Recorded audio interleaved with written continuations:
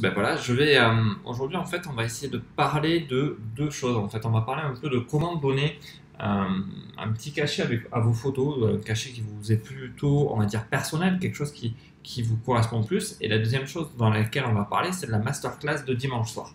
Donc on va aborder voilà ces deux sujets qui sont un peu liés aussi en fait finalement.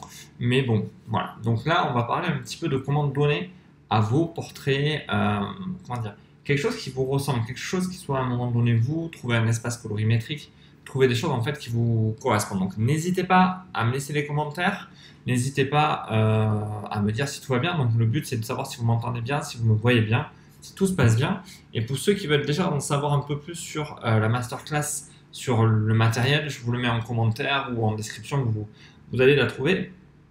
De toute façon, si vous voyez cette vidéo en replay, vous trouverez aussi. Hop, je disparais, je reviens. J'ai été chercher ma fameuse bouteille d'eau parce que vous savez très bien que je bois énormément d'eau pendant les lives. Donc on va attendre un petit peu que les gens arrivent. Donc je vais vous inviter à ceux qui sont là de mettre des cœurs, de partager cette vidéo parce que plus on sera nombreux, plus des gens seront là, plus ça sera cool pour moi, cool pour vous aussi. N'hésitez pas à poser vos questions dans les commentaires. Si vous voyez cette vidéo en replay, posez-les aussi parce que je suivrai la vidéo et je mettrai vraiment un maximum d'informations dedans. Donc n'hésitez pas non plus à partager tout ça.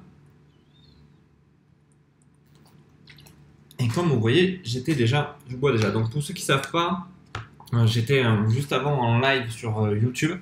Je fais des lives un peu sur les deux plateformes parce que les gens ne sont pas les mêmes. On ne croise pas toujours les mêmes personnes. Donc voilà, c'est pour ça que je fais aussi des lives sur les deux plateformes. Donc dites-moi si tout va bien et je vais attaquer immédiatement avec mon approche au niveau de la couleur. Alors, comme vous pouvez voir, au départ, voilà, j'ai retouché, j'ai recadré légèrement cette photo. Alors, si je fais ça, le avant, ça donne. Elle était comme ça, elle était un peu fade, elle n'avait pas forcément tout qui me convenait. Il faut savoir que c'est normal, on vient quand même de faire cette photo en RAW. Donc, une fois que le RAW, on l'édite, des fois c'est très plat. Ça n'a pas forcément quelque chose qui a de la pêche.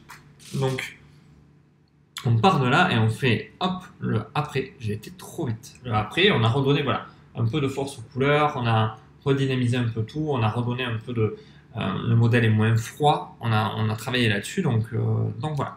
Donc petit à petit, toute cette étape-là, on va dire de travail en fait sur les hautes lumières, les courbes, les blancs, les noirs, toute cette partie-là.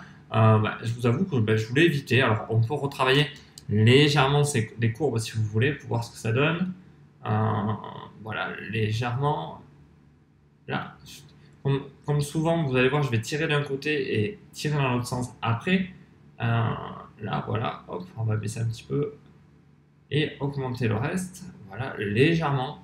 Par exemple, là, c'est pour vous amener avec moi un peu plus loin. Hop, voilà, on a redonné un peu plus de contraste à la photo. Donc voilà, donc n'hésitez pas à mettre des cœurs, à partager la vidéo. Je vous dis, plus on sera nombreux, plus ça sera sympa pour moi et je trouverai ça cool pour vous aussi. Donc même, n'hésitez pas, vous devez pouvoir mettre plusieurs cœurs en même temps. Ça sera cool. Ça permet à Facebook de savoir que la vidéo plaît, même sur YouTube, partout. Ça permet en fait de diffuser un peu plus tout ça. Donc l'idée, après, voilà, vous avez vu, j'ai retouché légèrement les thèmes saturation, j'ai retouché un peu, voilà, pour donner un peu de force, comme vous pouvez voir dans le vert aux plantes. Je vais éternuer, excusez-moi. Pardon. Au moins, vous voyez que c'est du vrai direct, c'est pas coupé. Et puis voilà. Donc ça, voilà, c'est un travail que on fait tous. Tout le monde développe ses photos, que tout va bien.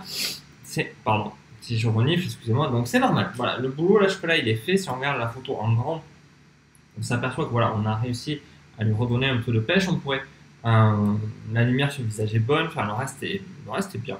Je trouve qu'il n'y a pas forcément de soucis. Donc jusque là, pour moi, on est bon.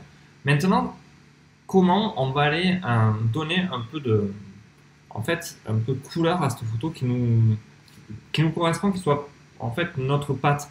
C'est trouver en fait ce schéma, ce mécanisme qui va faire que cette photo, cette série de photos va avoir une même ambiance de couleur, va avoir une même idée et que ça va vous permettre justement d'en faire une série ou d'en faire plusieurs photos avec la même colorimétrie, le même univers et pourquoi pas le sauvegarder dans les presets pour pouvoir en faire quelque chose d'automatique dans vos prochaines retouches.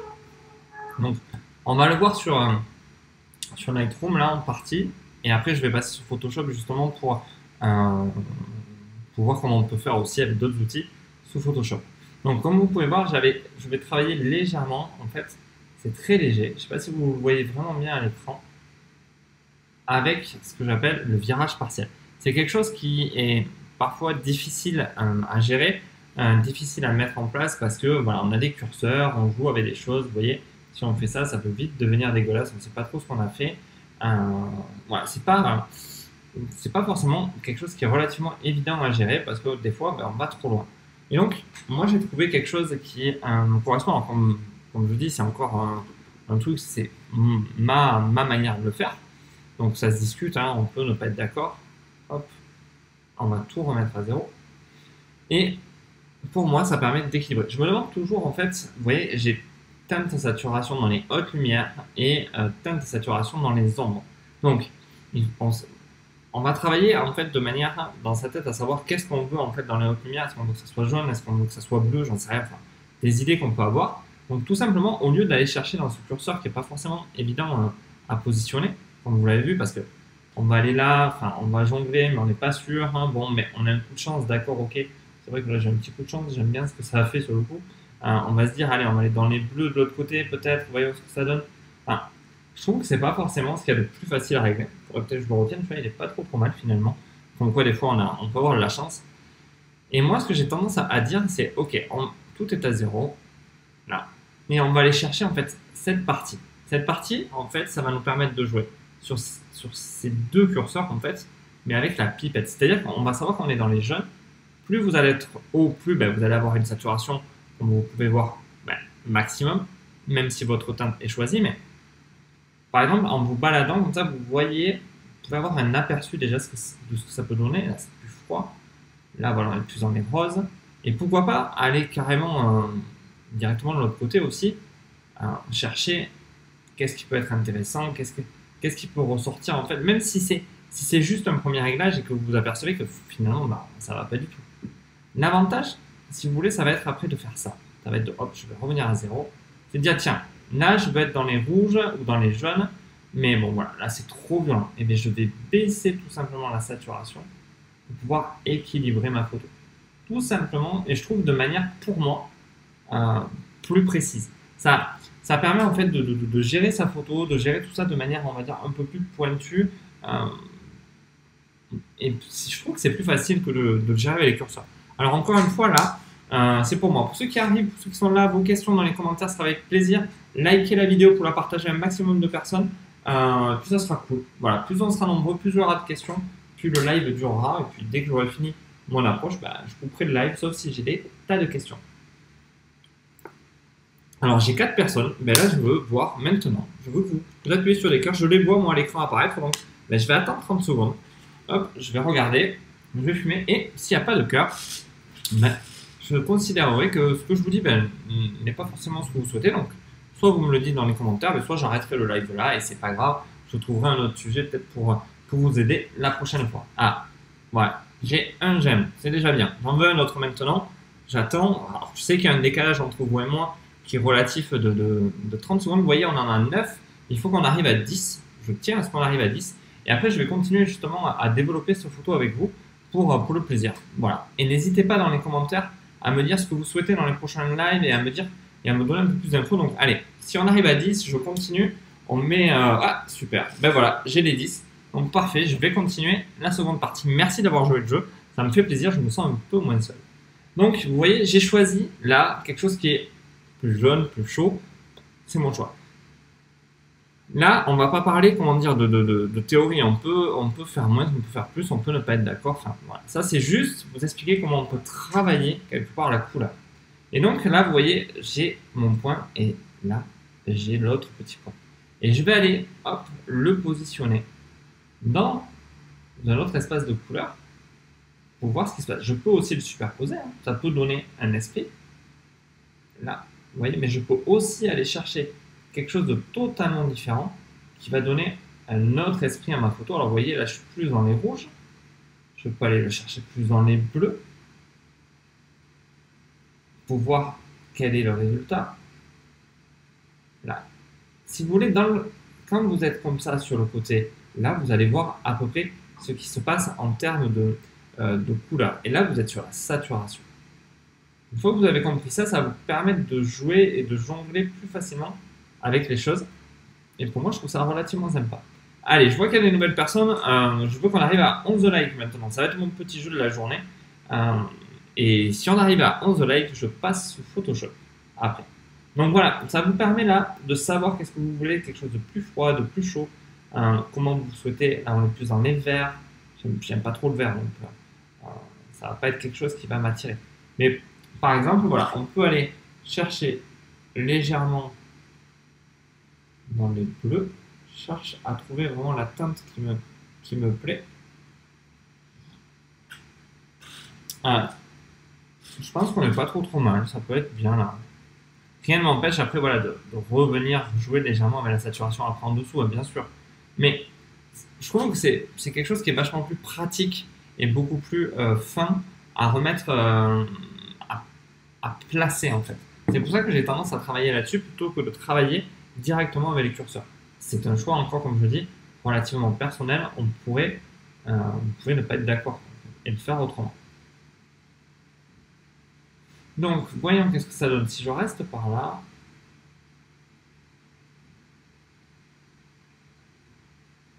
je cherche vraiment à trouver quelque chose qui m'inspire en même temps. Si je fais un avant-après, l'avantage c'est que je peux le faire ici. J'ai quelque chose qui a un peu plus de pêche, c'est pas trop mal. Peut-être que je baisserai légèrement le jaune et encore même pas. Voilà, peut-être comme ça. J'obtiens quelque chose qui est à peine un peu plus précis. C'est pas trop mal. Qu'est-ce que vous en pensez? Dites-moi dans les commentaires, là, ceux qui sont encore là. Ou avec des petits cœurs ou avec des petits. Voilà, j'aime bien quand je vois passer des petits cœurs, les petites choses. J'ai atteint les 11, c'est parfait, comme je voulais. Donc je vais pouvoir passer sur Photoshop.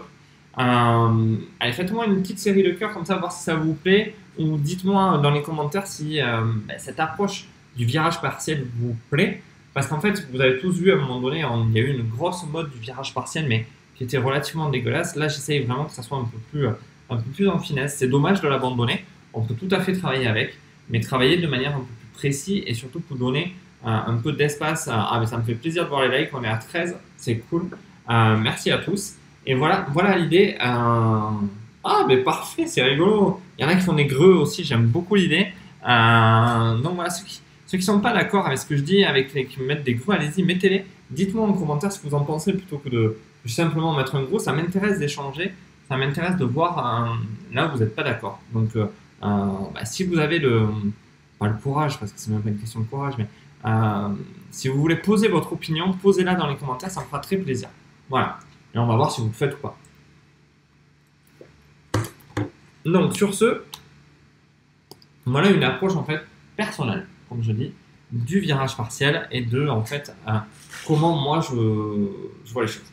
Donc ce que je vais faire en fait, pour comparer après sur je vais créer en fait, vous savez certainement, je vais faire une copie virtuelle.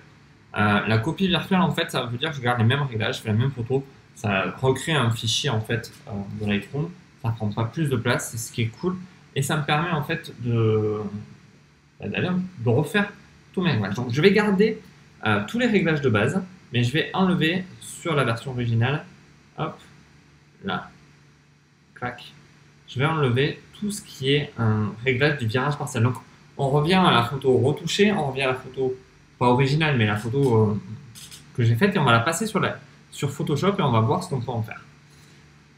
Donc on va faire modifier dans Photoshop. Allez, s'il y a des nouveaux, s'il y a de nouvelles personnes, vous voyez, on est à 14, j'aimerais qu'on arrive à aller à 16 likes, j'aime, greux, ce que vous voulez. Je vous invite à cliquer s'il y a des nouveaux, pour que je sache que ça vous plaît, que ça vous plaît pas, et qu'on aille plus loin. Et ça sera cool. Donc voilà, donc moi je vais essayer d'activer mon Photoshop parce que je sais pas du tout ce qui se passe. Ah, ok. Hop. Voilà, ça fonctionne. On va être sur Photoshop. Alors, j'ai pas de questions, j'ai pas de commentaires, j'ai rien du tout. Donc, pour ceux qui sont là, sachez qu'il y a une masterclass dimanche. Si ça vous intéresse, inscrivez-vous. Super, j'ai atteint les 15. Je suis fan. Pour les masterclass, il y a une masterclass qui a lieu dimanche. En fait, où on va parler des réglages de boîtier. On va parler de tout ça. Si ça vous intéresse, allez-y. Ça sera avec plaisir que je vous accueille. Il y a une petite salle de 30 personnes. Donc, inscrivez-vous pour sécuriser votre place, au moins pour être sûr d'être là. Donc, sur Photoshop, dites-moi en commentaire, vous, comment vous travaillez sur Photoshop. Est-ce que vous avez des techniques? Alors moi, vous allez voir, j'ai des raccourcis pour faire certaines choses. Hop, qu'est-ce qui se passe? Ah, il veut m'embêter aujourd'hui. Tac. Que me veut mon Photoshop? CTRL J, on va la dupliquer et on va... L'action ne marche plus. Check layer. Alors les check layers fonctionnent. Vous voyez que c'est du direct parce que j'ai même des choses qui ne fonctionnent plus des fois. C'est bizarre. J'avais une action déjà toute faite qui me permettait en fait de faire ça de manière plus précise et plus simple. Annuler. Est-ce qu'il me reste encore? Parce que là je suis passé sur Photoshop C. Ne pas enregistrer, pardon. Je suis passé donc sur Photoshop CS9, j'étais sur 19 et j'avais 18. Est-ce qu'il y a encore ou est-ce que je l'ai supprimé? Voyons ce que ça me dit. Aucune autre a été sélectionné, préférence. Tac, tac, tac. Non, c'est pas ça. Est-ce que j'ai Photoshop 2018 encore qui traîne par là ou pas? Apparemment, non. PSD, c'est un truc que je n'ai pas modifié, je sais pas pourquoi. Eh ben non, j'ai pas. Alors, hop, c'est pas grave. On va directement repartir quand même sur Photoshop sur le 2019 et je vais le faire. Je vais faire une partie moi-même, en fait. Modifier dans 2019, ouvrir. C'est bizarre que qu'une action de 2018 ne marche pas sur le 2019. S'il y a des gens qui savent pourquoi, d'où ça peut venir, je suis preneur. Je comprends pas pourquoi l'action fonctionnait sur 2018 et pas sur 2019. Je serais curieux de savoir si vous avez déjà eu ce genre de soucis au niveau de vos applications. Donc voilà. Alors maintenant, il faut voir pourquoi Photoshop ne veut pas démarrer aujourd'hui. C'est la magie des directs, c'est que souvent on a des bugs comme ça, donc voilà, donc profitez-en justement pour qu'il y ait un maximum de questions, un maximum d'infos, que je puisse vous aider quelque part, quoi. Pourquoi il veut pas démarrer? Je pense qu'il en a peut-être après moi. Oui, c'est moi qui fais une bêtise. Là, tac. Donc là, techniquement, il a démarré. Voilà, c'est moi qui suis un peu embêté et qui ai pris du retard. Donc le calque de griffe fonctionne. Et celle-ci ne fonctionne pas sans me dire pourquoi. Bref, voyons. Action, tac. Mode bouton, non, pas le mode bouton. Et si je mettais pas le mode bouton? Tac. Si je fais ça et que je fais... je serais curieux de savoir pourquoi ça fonctionne pas. Bon, bref, c'est pas grave. Mais c'est quelque chose que je voulais vous passer et je vais pas pouvoir le faire parce que justement ça ne fonctionne plus et je ne sais pas pourquoi, vous voyez. Donc l'idée ça va être en fait d'aller se chercher des outils courbes et de travailler en fait avec les courbes, mais d'une manière on va dire plus dans les couleurs. En fait vous voyez que vous pouvez faire du traitement croisé directement avec les couleurs. Donc ça après c'est un choix, je trouve pas ça forcément terrible. Il y a des traitements négatifs qui peuvent permettre de voir les défauts par contre. Ça peut être utile pour ce genre de choses.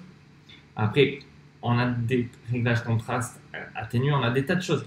Ce qu'il y a de bien en fait avec Photoshop, c'est qu'on va pouvoir directement nous-mêmes, par défaut, voilà, on va pouvoir nous-mêmes aller choisir les couleurs. On va pouvoir choisir en fait les 3 couleurs, le rouge, le vert et le bleu, pardon. Et là, on va pouvoir tout simplement agir sur ce que l'on souhaite. Alors, je sais pas moi, par exemple là, on veut que ça agisse que sur les hautes lumières. Tout le bas en fait finalement n'est pas affecté.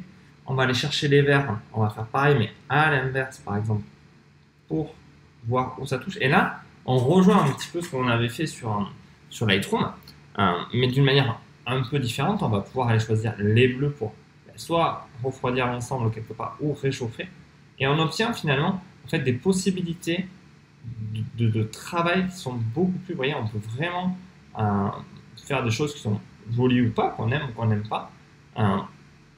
Mais ça nous permet d'être, je trouve, un peu plus précis pour moi sur certaines choses. L'avantage, en fait, c'est qu'on va pouvoir travailler après avec l'opacité. Alors, un petit conseil, moi, je vais travailler sur 3 courbes directement dès le départ. En fait, sur les courbes des rouges, des verts et des bleus. Je vais créer les 3 courbes. Alors, hop, je vais revenir tout à 0. Tac, tac. Ou tout simplement, je suis bête, là, je perds du temps. Je vais supprimer ma courbe et je vais d'entrée créer 3 courbes. Là, 1, CTRL-J pour 2 et pour 3. Et je vais les renommer, tout simplement, pour savoir quelle couleur. Donc, je vais dire que là, je vais travailler le rouge. Là, je vais travailler le vert. Là, le bleu. Et je vais pouvoir comme ça, sur chaque courbe, aller travailler ce que je souhaite travailler. Par exemple, là, le rouge, que je veux vraiment juste dans les hautes lumières. Je ne veux pas ailleurs. Par exemple, je ne vais même pas hésiter à aller un peu à l'extrême. Là, je suis en train d'aller un peu trop loin quand même. Mais là, je vais aller retravailler le vert maintenant, vous voyez, en plaçant sur le vert à ce niveau-là. Et je vais soit le rajouter, on va dire un peu plus derrière, mais pas forcément sur le visage. Et je vais aller prendre maintenant le bleu, que je vais passer donc ici en bleu, pour retravailler en fait les choses comme je le souhaite, soit plus vers le bas ou plus vers le haut. Ça, c'est à vous de choisir. Et vous voyez, j'ai été relativement dans des choses extrêmes. Ça peut être relativement violent. Et ce que je vais faire après, tout simplement, c'est aller retravailler chaque étape, on va dire, avec l'opacité. Si par exemple, je trouve que le vert est trop violent, rien ne m'empêche en fait de le mettre à 0 là et de revenir doucement. Si je trouve que le bleu, c'est pareil, j'ai été chercher un peu trop loin, voilà, je peux corriger étape par étape chaque chose. D'accord? C'est des choses qui sont aussi relativement intéressantes pour retravailler la couleur sur Photoshop, mais vous pouvez le faire sur un seul masque, une seule courbe. La seule chose, moi des fois j'ai tendance à le dissocier parce que si je veux effacer sur certaines parties du corps, sur certaines choses, je peux le faire directement avec le masque de fusion. Si je veux par exemple enlever que le rouge à un endroit X ou Y, ou par exemple si je trouve que là c'est trop vert, ben, je peux enlever le vert que j'ai rajouté. Ça me permet voilà, de travailler étape par étape sur différents niveaux. Après on est d'accord ou pas, on approche ou pas l'idée, mais voilà, ça peut être relativement intéressant de donner un peu de peps. Allez, je vais aussi faire un petit truc. Pour ceux qui sont intéressés pour les réglages, n'oubliez pas, il y a la masterclass. Bonjour Jennifer, merci pour le commentaire. Je ne sais pas qui est Namasté, mais c'est cool. N'hésitez pas voilà, à mettre des petits cœurs, à mettre des petits pouces, ça fait venir les gens, c'est cool, c'est la magie des algorithmes d'aujourd'hui. Et donc, hop, il était où? Est-ce qu'ils l'ont enlevé de ce nouveau Photoshop?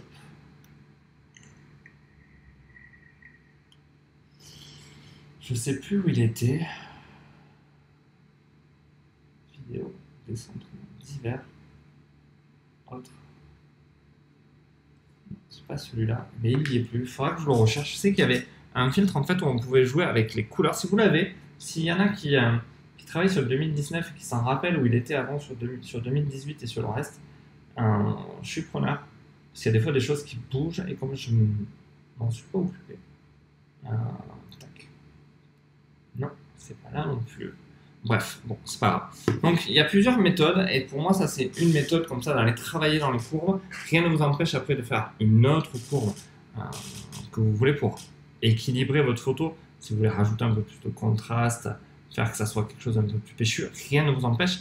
Comme je vous ai dit, moi, j'hésite pas, en fait, à travailler énormément dans le contraste, énormément, on va dire, de manière violente dans mes réglages, parce que j'aime revenir après sur, sur l'opacité, justement pour appliquer juste le pourcentage que je veux. Parce qu'il n'est pas toujours évident de bien régler les détails. Par exemple, là, le rouge, je peux à la fois revenir sur mes réglages de rouge, mais je peux aussi baisser l'opacité si je trouve que ça a été trop violent.